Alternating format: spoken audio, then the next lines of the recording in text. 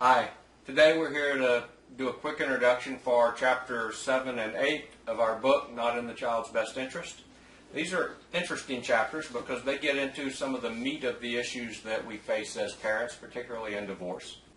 Chapter 7 gets into the details of why these rights are individual rights in nature and that your parental rights are not tied to the marriage. Parental rights are individual in nature. Each parent and each child, regardless of marriage, a lot of the bias and the prejudice and the bigotry we see exhibited towards divorced parents is left over from these hundreds and thousands of years where we had these really absurd inheritance laws and this idea of bastard children that simply had no rights and couldn't inherit.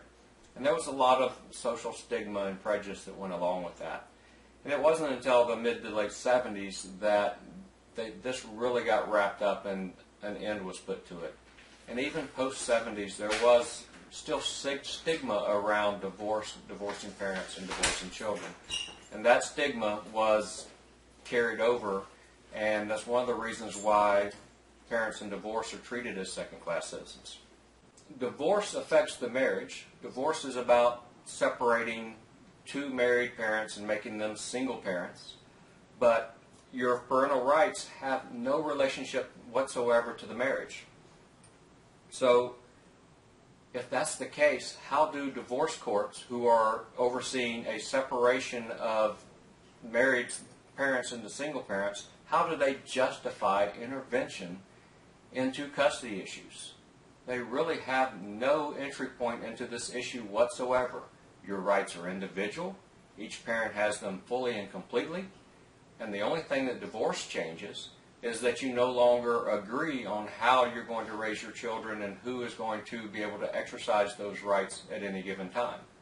So essentially, any state statute out there that treats divorcing parents differently than married parents, that uses the divorce process as a trigger to deprive you of your fundamental liberty interest, any state statute that does that is most likely unconstitutional and should absolutely be challenged. So one of the things you have to be careful for in these state statutes is the states have gotten rather tricky in how they make people believe that they continue to have rights even after divorce. And they have this thing called joint custody. Many states have it now. And they say, well, instead of one parent having sole custody and the other parent being just a visitor, both of you have joint custody, and so you both have equal rights. But the reality is you don't have equal rights. In Texas, they start spelling out your rights in the orders and say, this parent has this right, that parent has that right, and they reduce your rights at will. So joint custody is a myth. It's really a flat-out lie. So keep in mind that a lot of what these state laws set up, and they use a lot of language that makes us think we're getting treated equally. And if you really dig into it and look at it, they're flat out lying to you.